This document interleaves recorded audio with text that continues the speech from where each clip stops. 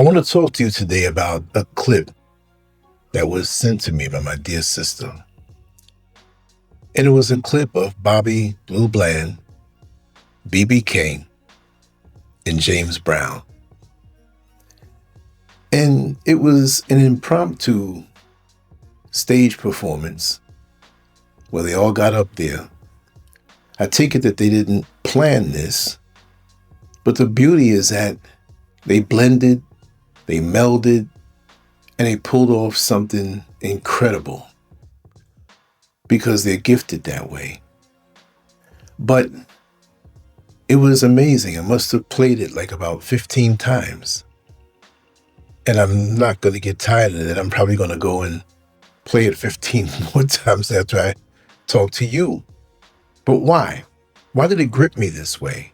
Well, the music was nice. I mean, BB King was on the guitar. Bobby Blue Bland and James Brown said their words, and it was comical. And toward the end, BB King said a few things. But what really gripped me about this is that it was a throwback to a time when brothers related to each other without ego. Here we have three superstars in music, legends in music, and they got up there without ego, without trying to outdo one another, and it was beautiful. And it made me wonder, it made me think to myself, I said, what happened to the brotherhood of black men? What happened to it? Now we're trying to upstage each other in real life.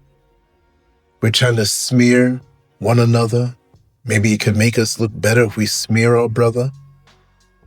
If we try to outshine. What happened to helping your brother? What happened to enjoying the talents and abilities that they have and they enjoying the talents and abilities that you have? Because we're all unique. And I remember, I can say the late 60s, because I was born in 63. So as I was coming into my own consciousness, and it was a lot earlier than most my age because of the parents that I have, I say have. I don't say had. They've transitioned, but their energy is still alive in me. So it's never past tense, because if they're past tense, then I'm past tense and I'm here as their representative. So the parents that I have taught me a lot on how to treat other people, mannerable, respectful, and always try to be positive, because you don't know what a person is going through. But I was used to always seeing this type of interaction between black brothers, whether it's the barbershop, whether it's the supermarket, whether it's just standing out in front of the store before you go home because you ran into somebody in the neighborhood that you haven't seen in a while.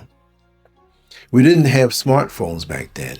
So when you saw someone in person, it was really something special for those who can remember. And this is not a matter of living in the past. This is about what we've lost in the present. We've lost so much because our minds have been infiltrated to be competitive with one another. We don't want to help each other anymore.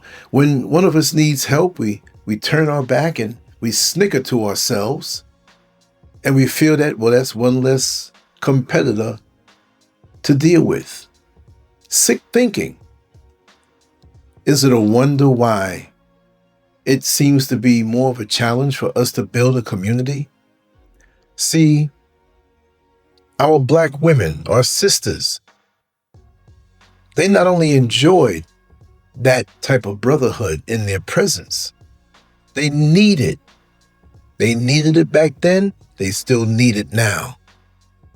Look at how we've turned on each other over the decades. From that time when we all knew our roles, from that time when we all knew how to respect one another, even if you're a man approaching a woman because you're interested in her, there was a way to do it.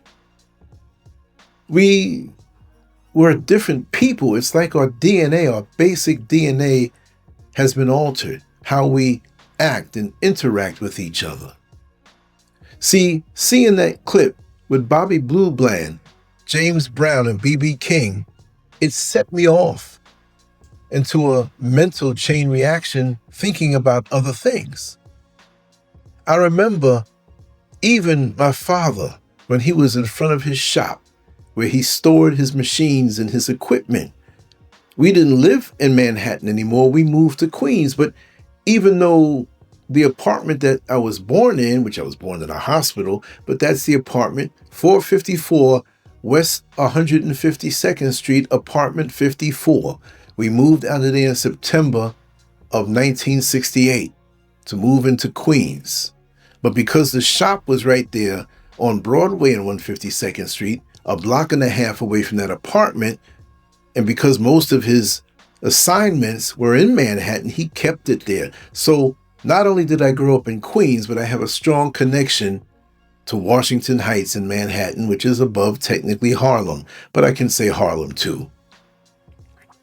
And the joy that I felt when we would go to the shop, when I would go to work with my father as a young boy, single-digit ages, and we'd take our time because when we got to that shop, there was a restaurant next door.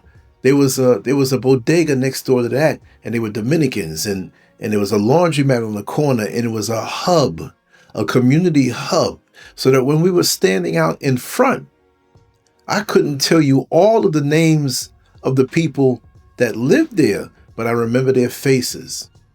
I remember their spirit. I remember how they would pat me and rub me on the head and slip me $2 or $3, because $2 or $3 in 1972 or 1969 was a lot. If I got 5, that was a whole lot. Always with the permission of my father. They would ask him. See, this is how we did things back in those days. And our children these days in society overall, unless you have your own specialized community, engineered purposely to emulate that time. The youngsters these days know nothing of it. We become zombies with each other. We become disconnected with each other. And that's no good. And what does that bring about? We don't have community anymore. We don't have connection anymore. And I hate to keep saying this again, but I have to. We have more ways of staying connected, but we're so disconnected, so lonely, so hungry. And we fight against this. You see, when the world was created, the Creator gave us every single thing we needed. And the thing that we overlook, we say, there's fruits growing wild and we can eat them. There are roots and potatoes and yams growing under the earth and we can eat it. There are leaves and roots and barks that we can boil for our medicine to make us well. Yeah, we acknowledge all of that, but the one thing that we don't acknowledge is that we need each other as a community. Human interaction. It's a nutritional element for the soul. When you laugh and when you're with the people that you know and you're connecting with, that leaves such a warm feeling in your heart. This is why it's beautiful to see, even though there are issues out here in the motherland where I live now, I have connected with so many down-to-earth people who are not worried about ego, who are not worried about status over the next person, so I have to smear his name to make me look good. They're joyous for the most part. And I find those that don't live near the big cities, the ones that live out in the villages, usually in situations that most of us would not want to live in. Those who may be poor, even though that's not a prerequisite to having a good life, but all of the materialism is stripped away. All of the so-called man's society, engineered society is not there, so all they have is each other. So when they smile at you, you can feel the warmth hit you in your heart. When they offer you some food, like I had to get used to it. You might be next to a stranger. I was on the van coming up from Accra. up to the mountains where I live, and there was an older woman who happened to open up a little bit of a dish of food. And before she prayed over it, and she pulled out the spoon, and she pulled out 2 spoons. So I'm looking at her out of the corner of my eye. I'm saying, well, maybe this is a new way to eat. Let me observe this. So she said, "Excuse me, sir," and handed me a plastic spoon. You know what she said to me? "You are welcome." Meaning that, and this is how they say it in Ghana, right? You are welcome. Meaning that I'm offering you some of my food. This woman didn't know me from Adam, and she was offering some of her food. And I've had that situation happen so many times, right? And lots of times I'm like, oh, I'm already full. Not that I didn't want to eat the food, but, seasoning and different spices, it might mess up my stomach. So it was nice to offer me, but maybe later on I might have a issue with my stomach, if you know what I mean. But that's what we're missing. That's what we're missing. If I was locked out, lost my keys, right? And my father was always working, my mother might have happened to go out. Well, I had so many homes that I can say, listen, I'm locked out. Come on in, Lance, eat some dinner.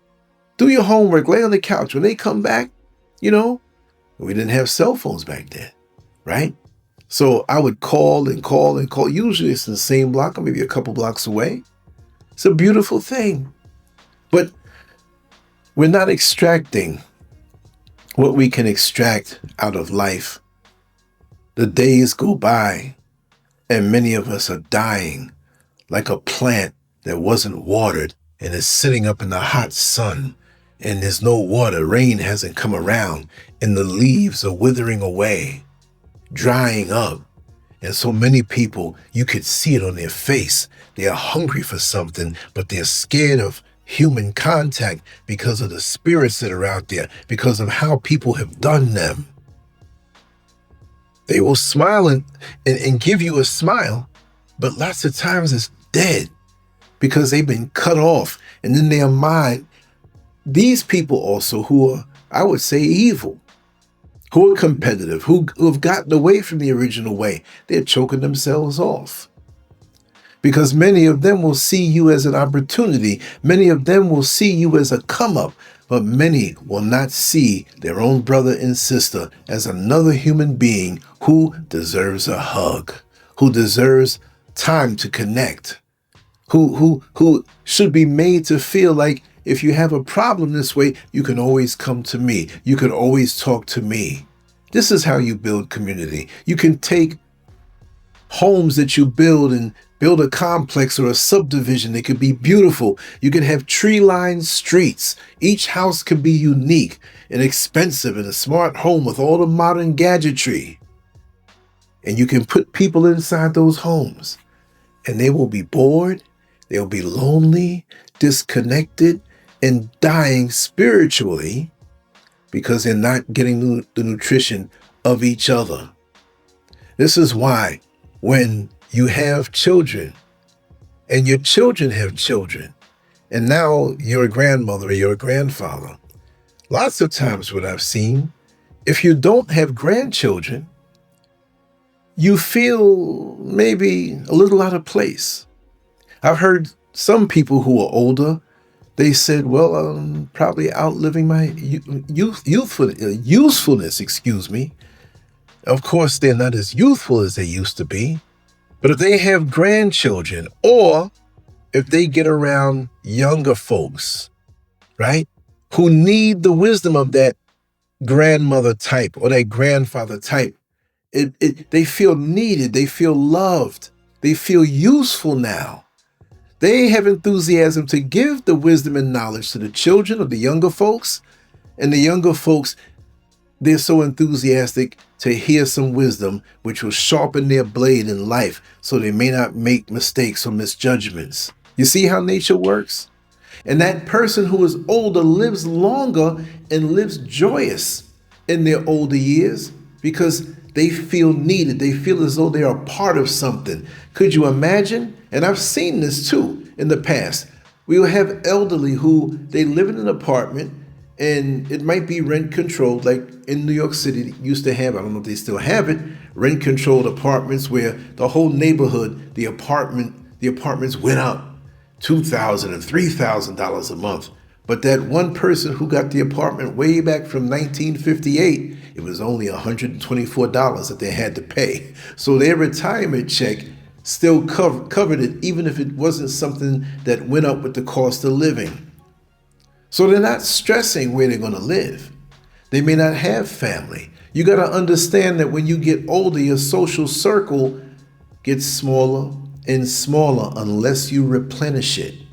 Okay? I see a lot of older people who get on YouTube, they have channels, and they have such a following, whether it's large or small, but they feel useful because people are asking them questions in the comment sections. They're glad to see them, and this gave them a shot of life. It may not be face to face, but it's enough to keep them enthusiastic every time another day comes. But I've seen people like this who don't have that. They have the apartment, they don't have to worry about bills, but you know what? They seem to just dry up and pass away. And sometimes the person who would see them every day, maybe there was a shop, a seamstress or a bodega or a store, they say, let's just make up names. We haven't seen Miss Ann in 2 or 3 days. That's not like her. And so they'll go for a check with the police, and they'll call and they'll try to check, and they find her in there deceased. Now, we all have to transition. That's a fact. But when you look at how some people leave up out of here, it's because they're dried up on the inside because we don't have community. Nobody reaches out to them. And sure, you're not going to get along with everybody, but make sure to have a circle of concerned people around you. Make sure to have moments like Bobby Blue Bland, B.B. King, and James Brown had. Even if you're not a musician, you can laugh and bring laughter to your friends. I have friends that I'm connected to that I've known for decades, from the late 60s and 70s, several of them, maybe 2 handfuls, and every day, some, every few days, depending on their schedule, we'll do a voicemail, we'll do a quick phone call, or I might bring up an old joke, that's something that happened from 1973 or 1982, something maybe that I can't repeat, that we were young boys doing some things we shouldn't have been doing, but it cracks them up and it brings a joy into their life. We need that. See? But the man-made engineered system wants us corralled off, wants us not enjoying each day, and you have to appreciate each day that comes because you never know the good that can happen. I look forward to every single day, and I'm glad for the people that genuinely care for me, that water the garden of my life, to keep the leaves full, to keep the roots strong, that I also give back to them. And it's not just a matter of giving back to the people you just know. When you sense something in someone, just like the lady may have thought I was hungry and she says, "You are welcome," and had an extra spoon. Just the gesture alone made me see that woman a certain way. And after a while, I said to myself, she was so kind. Maybe she doesn't have as much money as she needs, so I paid her fare. She's, "Oh, thank you," but she didn't do it for that. But it's an exchange, see? So let's try to bring back what modern society has taken away. We've lost so much. We need to bring it back. We see things on social media of good times from the past, or like many people do, right? Remember when Michael Jackson first did the moonwalk? I think it was a Motown anniversary show. What was it, 82, 83, right around in there? And he did the moonwalk and he was singing Billie Jean. The next day, everybody was talking about it. It's one of those moments that when you think back about it, you remember where you were when you saw it, right? And we have a lot of moments like that in common. And this is the beauty of culture, a shared culture. When you share a culture and you're into the music and you're into things that bind you together, whether it's a dish, a specialized dish. If you're from another country, it's that dish that's special, and you see the next person eating it, and you know you have something in common. You know how many times I've been in the street, I've been in the store, and a certain song comes on the radio, and I start humming it. And it's not a song that maybe everybody might know, but the person in the line, two people ahead of me, they start bopping their head. And I'm like, hey, man, you know what you know about that song? Oh, man, let me tell you about it. So you know what? He'll come back in the line with me and we'll talk and sit out in the front of the store for about 45 minutes until one of us has to either go pee or hurry up and get to go home. Culture. Hey, man, let me get your number. Hey, sure, man. What, an email address or whatever, your Facebook. Good things like that. Shared culture, things that tie you together. I don't mean tie you down, but things that bond, a bond that you have, and you utilize these different mechanisms. So let's try to do that. And again, there are people out here who are straight evil. There are people out here, I hate to say it and break the mood of what I'm saying, but there are people who just don't want that. And they don't want to see you smile. They don't want to see you grow. They feel that they're the center of your universe and they want to dry you out or isolate you or whatever. No, the world is a big place and there are a lot of wonderful people out here. And you take your time, but you resonate with some goodness, positivity, and it will keep you also very young looking. You know, you can tell when these people have these weird spirits, it ages them. It makes something rigid about them. It's like dry soil that no matter how much you try to water it, the dry soil, it just runs off. Because some of these people are dead on the inside. And some, I hate to say it, I'm not a negative person, but some of these people, they're beyond repair. They're beyond resuscitation. They're pronounced dead. They can move around, they can feed their bodies, they can pretend a certain spirit, but you have to watch out for those.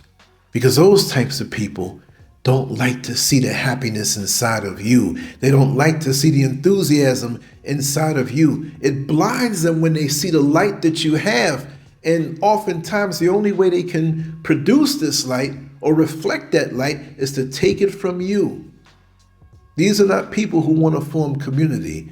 They want to form dictatorships. They want to form cults. That doesn't go down in a real community. So pick and choose your friends. Pick and choose the ones who you vibrate with. Because if you choose the wrong ones who secretly despise you, you're going to find yourself drained. You're going to find yourself discouraged. Since I cut off so many people, you can't tell me, look, I feel like I'm 17 years old again. Every day that comes, thoughts hit my brain, creative thoughts. And thank the Creator now I have the time to do what I want to do. So how can I be down? It's a beautiful world out there. There's so many things to create and do. And your reality, even if you're going through something right now, understand that better days are coming, right? Because we all go through ups and downs. But understand that, and like I said before, today that you've been praying for, right? I'm not talking religion now, but today, the things you may have, the things you might have been blessed with that you didn't have before, but you prayed for it so hard, now you're here. Why is it now all of a sudden that we don't appreciate it no more? I'm not saying this to you personally, but we tend to have that happen because in the man-made world, and something's crawling on my leg, I don't know what it is, but it better not be a mosquito. In the man-made world, it's always where they move the bar, right? So learn to be content while still being enthusiastic to go to the next level, but never forget the joy of what you have that you wanted so badly before. Right here, right now, I'll say there are things I'm doing to improve my dwelling. There's things I'm doing to improve my body, my mind, my spirit. But I appreciate getting to this junction point in my life because there's so many people now that may not have that or have the things that I have. And I'm not just talking about material things, but the peace the peace of mind, the contentment in your soul to realize what a joy it is to drink a glass of water. What a joy it is to take a walk out into the woods, out into nature, right? You know what I'm finding recently? Right under my carport in the back, I have 4 columns. Above that column is a balcony, and above that is another balcony. But there's a column, like a Roman column, and it comes out, and there's a ledge on it. And a couple of weeks ago, I heard a movement on top of it, which is under the carport, but it's a little headroom there, about this tall. A bird, pretty big bird, had made a nest there. And all this time that I've been moving around, he wasn't afraid of me. Earlier today, I see a huge frog right near the door that leads into the back under my carport. A couple of weeks ago, there were 2 snail shells that were there. And I spoke about this before. They were equally distant on both sides from the door. I know that this is a spiritual thing and a sign for me that even animals, birds, snails, frogs, broad daylight, they're not afraid of me because they know my spirit. See, so those are the signs that you have to look out for. How do animals react with people? You know, people can be so fraudulent and fake and put on, but animals don't play. If they sense a spirit inside of you that you're not right, they're gone. Just watch for that. And I can go on forever, but I just wanted to share those words that as Black men, we need to be the pillars of our society. Our women, our sisters, all of the females in our community would be happy. And if we got along with each other, it would give them more of a sense of security because we have a role, we have a job, we have something to do as a foundation. Not to say the woman is not the foundation. Yes, she really is the foundation, but she needs to be undergirded by our masculine energy. Because I tell you one thing, these little gossipy men that they have these days, these little butthurt men that they have these days, these little jealous Black men that they have these days, we have them. So I'm gonna talk about it. There's a B word that I don't want to say, right? But that's what you are. You're not a real man. You can pretend to be a man. You can dress like a man. You can put some bass in your voice like a man. But when you carry yourself like that, you're actually destroying the community no matter how much righteous talk you talk. Because there are people out here who know what's really in your heart. And those are the people we don't want to be around. We should be about building and not petty foolishness, little boyhood, childish stuff. And even I know boys who would not even carry on in that negative way. We got to do better. Some of us won't. I'm not going to spend my life telling men who should know better that they have to do better. But for the younger men coming up, look at that example. Let's build community. Let's build heaven on earth again. Even if your circle is small, start out small. And other people will see how it radiates out. They say, man, I want to be just like them. I want to be down with them. Can I hang out with y'all? Y'all seem to be positive. Be that kind of influence. And that's what I vow to be for the rest of my days, because I've seen so many different ranges of human nature, and good, the bad, the ugly. And I don't want to be in the dark. I want to be in the light. That being said, thank you for listening to my rant.